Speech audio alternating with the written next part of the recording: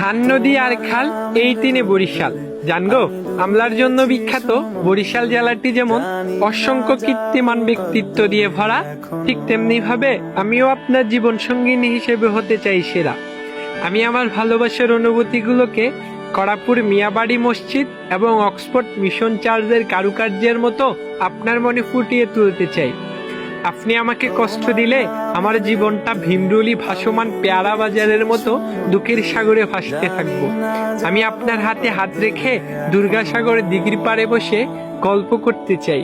হয়তো আমার মনটা বরিশাল ইউনিভার্সিটির মতো অনেক বেশি সুন্দর না, কিন্তু বিশ্বাস করেন, আপনার জন্য আমার মনটা বরিশালের ঘুটিয়া মসজিদের মতোই বড়। বরিশালের ঐতিহ্যবাহী বিবির পুকুরটি যেমন বরিশালের মধ্যেখানে, ঠিক তেমনি ভাবে আমিও আমার ভালোবাসায় আপনার হৃদয়ের মধ্যখানে জায়গা করে নিতে চাই।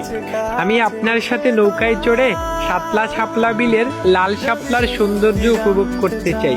আমি লাখুটিয়া জমিদার বাড়ির মতো আপনার জীবন থেকে কখনোই হারিয়ে যেতে চাই না। আমি মসজিদ বাড়িয়া শাহী মসজিদের মতো শত বছর আপনার মনে থেকে যেতে চাই। আমি আপনার সাথে মুক্তিযোদ্ধা পার্কে বসে বিকালের বিষাদ উড়াতে চাই।